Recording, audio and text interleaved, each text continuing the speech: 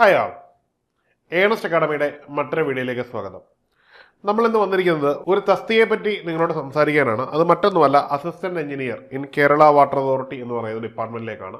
ഈ ഒരു പോസ്റ്റിന്റെ പ്രത്യേകത എന്ന് പറഞ്ഞാൽ ഓൾറെഡി DOE നിൽക്കുന്ന, അതായത് റാങ്ക് ലിസ്റ്റ് നിലനിൽക്കുന്ന ഒരു തസ്തികയാണ്. PSCയുടെ ഒരു നിലവിലെ സാഹചര്യം അനുസരിച്ച് ഏതൊരു തസ്തികയുടെയും റാങ്ക് ലിസ്റ്റിന്റെ കാലാവധി തീരുന്ന മുറയ്ക്ക് പുതിയ റാങ്ക് ലിസ്റ്റ് രൂപപ്പെടുത്തണം എന്ന രീതിയിലാണ് PSC മുമ്പോട്ട് പോയിക്കൊണ്ടിരിക്കുന്നത്. അതുകൊണ്ട് തന്നെ നമുക്ക് പ്രതീക്ഷിക്കാവുന്ന ഒരു തസ്തികയാണ്. പ്രത്യേകിച്ചും സിവിൽ മെക്കാനിക്കൽ മേഖലയുമായി ബന്ധപ്പെട്ട ബിരുദധാരികൾക്ക്, ബിടെക് ബിരുദധാരികൾക്ക് വളരെയധികം ഉപകാരപ്പെടുന്ന ഒരു തസ്തികയാണ്. ഇതിനുവേണ്ടി നിങ്ങൾ പ്രിപ്പയർ ചെയ്യുന്നത് മറ്റ് പല എക്സാമുകൾക്ക് പ്രിപ്പയർ ചെയ്യുന്ന ഉദ്യോഗാർത്ഥികളെ സംബന്ധിച്ചിടത്തോളം ഒരു അനായാസമായ കാര്യമാണ്. കാരണം പോകുന്ന മുറയ്ക്ക് നിങ്ങൾക്ക് ഒരു അഡ്വാൻറ്റേജ് കിട്ടുന്ന കാര്യം കൂടിയാണ്. അപ്പോൾ നമുക്ക് അതിൻ്റെ വിശദാംശങ്ങൾ പ്രധാനമായിട്ടും നോക്കാം.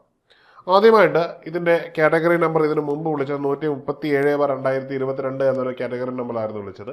അതിൻ്റെ അടിസ്ഥാനത്തിലാണ് ഇതിൻ്റെ ശമ്പളമൊക്കെ നമ്മൾ പറയുന്നത്.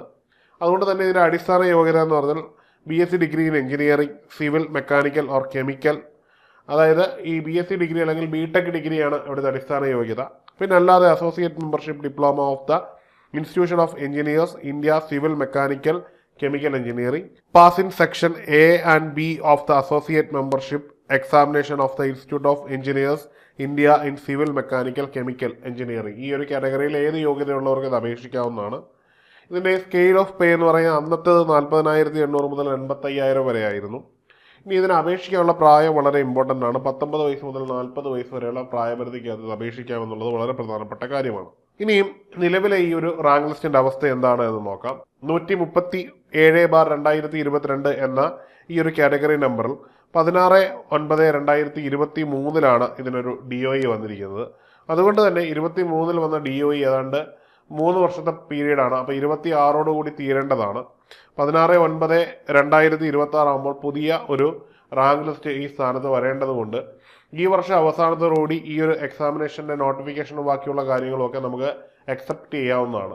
അപ്പം ഈ ഒരു സാഹചര്യത്തിലായിരിക്കും PSC മുമ്പോട്ടേക്ക് പോകുന്നത്. അപ്പം സ്വാഭാവികമായിട്ടും നമ്മൾ അതിന് ആനുപാതികമായിട്ടുള്ളൊരു തയ്യാറെടുപ്പെടുത്ത് മുമ്പോട്ട് പോകുന്നത് നമുക്കൊരു അഡ്വാൻറ്റേജ് ആണ്. മാത്രവുമല്ല, അതിൽ ഏറ്റവും പ്രധാനപ്പെട്ട കാര്യം എന്ന് പറഞ്ഞാൽ മറ്റ് എക്സാമുകൾക്കൊക്കെ നിങ്ങൾക്ക് ഇതിനുകൊണ്ട് അഡ്വാൻറ്റേജ് ഉണ്ടാവുകയും ചെയ്യും. പഠിച്ചുകൊണ്ടിരിക്കുന്ന എക്സാമിനേഷൻ ഒരു ആഡ് ഓൺ ആവുകയുള്ളൂ.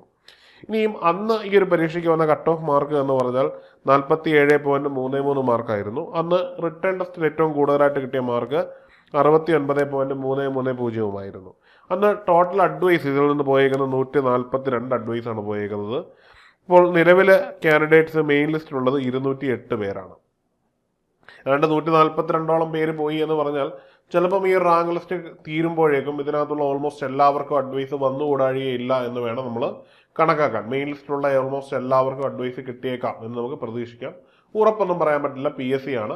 നിയമനങ്ങളുടെ രീതി അനുസരിച്ചും റിട്ടയർമെൻറ്റിൻ്റെ സാഹചര്യം അനുസരിച്ചും ഒക്കെ അത് അങ്ങോട്ടും ഇങ്ങോട്ടും ഒക്കെ മാറാനുള്ള സാധ്യതയുണ്ട്.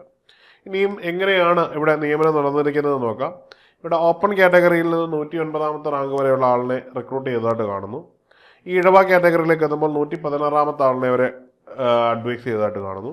ഷെഡ്യൂൾഡ് കാസ്റ്റിലേക്ക് എത്തുമ്പോൾ സപ്ലിമെൻ്ററി ലിസ്റ്റിൽ നിന്ന് 4ാമത്തെ ആളെയും, ST കാറ്റഗറിയിൽ 8ാമത്തെ ആളെയും, ഇനി മുസ്ലിം കാറ്റഗറിയിലേക്ക് എത്തുമ്പോൾ 126ാമത്തെ ആളെയും, ലാറ്റിൻ കാത്തലിക് എന്ന കാറ്റഗറിയിലേക്ക് എത്തുമ്പോൾ സപ്ലിമെൻ്ററി ലിസ്റ്റിൽ 4ാമത്തെ ആളിനെയും, OBC ജനറൽ കാറ്റഗറിയിലേക്ക് എത്തുമ്പോൾ, അതായത് OBC ഇൻ ജനറൽ എന്ന കാറ്റഗറിയിലേക്ക് എത്തുമ്പോൾ 108ാമത്തെ ആളിനെയും, വിശ്വകർമ്മ എന്ന കാറ്റഗറിയിൽ 97ാമത്തെ ആളെയും, അത് ഓപ്പൺ കാറ്റഗറിയിലാണ് ഇത് രണ്ടും പോയിരിക്കുന്നത്. ഇനി SUCI നാടാർ എന്ന് പറയുന്ന കാറ്റഗറിയിൽ നിന്ന് ഓപ്പൺ കാറ്റഗറിയിൽ 98ാമത്തെ ആളിനെയാണ് എടുത്തിരിക്കുന്നത്. ഇങ്ങനെയാണ് ഇതിൻ്റെ ഒരു റാങ്ക് ലിസ്റ്റിൻ്റെ പൊതുവായ രീതി. അപ്പോൾ ജസ്റ്റ് ഒന്ന് മനസ്സിലാക്കാൻ വേണ്ടി പറഞ്ഞു എന്നേ ഉള്ളൂ. അതായത് ഓപ്പൺ കാറ്റഗറിയിൽ 109ാമത്തെ ആളെ വരെ അഡ്വൈസ് ചെയ്തിട്ടുണ്ട് എന്നുള്ളത് വളരെ പ്രധാനപ്പെട്ട ഒരു കാര്യമായിട്ട് നമ്മളത് കാണേണ്ടതുണ്ട്. അപ്പം നമ്മൾ നന്നായിട്ട് തന്നെ എഫേർട്ട് ഇട്ടാൽ നമുക്ക് കിട്ടാൻ സാധ്യതയുള്ള ഒരു തസ്തികയാണ്. അത്യാവശ്യം നല്ല മാർക്ക് ഉണ്ടെങ്കിൽ നിങ്ങൾക്കൊക്കെ എന്ത് ചെയ്യാം, ഈ റാങ്ക് ലിസ്റ്റിൽ ഇടം നേടാവുന്നതാണ്. ഇത് നിങ്ങളുടെ മുമ്പിൽ ഫോക്കസ് ചെയ്ത് പോകാവുന്ന ഒരു എക്സാമിനേഷൻ കൂടിയാണ്. അത്യാവശ്യം ശമ്പളം കിട്ടുന്ന ഒരു പോസ്റ്റാണ്. ജോലി ചെയ്യേണ്ടത് കേരള വാട്ടർ അതോറിറ്റിയിലാണ്. സിവിൽ മെക്കാനിക്കൽ മേഖലയുമായി ബന്ധപ്പെട്ട് PSC വിളിച്ചിരിക്കുന്ന എല്ലാ എക്സാമുകളും ഏണസ്റ്റ് അക്കാഡമിയിൽ അവൈലബിൾ ആണ്.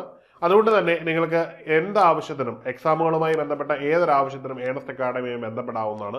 മാത്രമല്ല, ഏണസ്റ്റ് അക്കാഡമിയുടെ പ്ലാറ്റ്ഫോമായ ബിഗ് ലേണിംഗിൽ ക്ലാസ്സുകളുടെയൊക്കെ മെറ്റീരിയലുകൾ സൗജന്യമായി തന്നെ നിങ്ങൾക്ക് ലഭിക്കുന്നതാണ്. നമുക്ക് ആപ്പ് ഡൗൺലോഡ് ചെയ്യാവുന്നതാണ്. ബിഗ് ലേണിംഗ് ആപ്പിലൂടെ നിങ്ങൾക്ക് ധാരാളം കണ്ടന്റുകൾ അവൈലബിൾ ആണ്. പ്രത്യേകിച്ചും ക്ലാസ്സുകളും ഒപ്പം തന്നെ ക്വസ്റ്റ്യൻ വർക്കൗട്ടുകളും ഒക്കെ നിങ്ങൾക്ക് സൗജന്യമായിട്ട് തന്നെ ആക്സസ് ചെയ്യാൻ പറ്റുന്നതാണ്. ഇവയൊക്കെ പഠനത്തിന് വേണ്ടി നിങ്ങൾക്ക് ഉപയോഗിക്കാം. ാണ്. അപ്പോൾ എല്ലാവരും ആപ്പ് ഡൗൺലോഡ് ചെയ്ത് ഈ കണ്ടന്റുകളൊക്കെ ഉപയോഗപ്പെടുത്തുമെന്ന് കരുതുന്നു. അപ്പോൾ നമുക്ക് ഒരുമിച്ച് മുമ്പോട്ടേക്ക് പഠിച്ചു പോകാം. നിങ്ങളുടെ വിജയം ഞങ്ങൾക്ക് ഏറ്റവും സന്തോഷം നൽകുന്ന കാര്യമാണ്. ഇനി വരുന്ന എക്സാമുകളിലും വലിയ വിജയങ്ങൾ നിങ്ങളെ തേടി എത്തട്ടെ എന്ന് ആശംസിക്കുന്നു. മറ്റൊരു വീഡിയോയിൽ കാണാം. Good bye.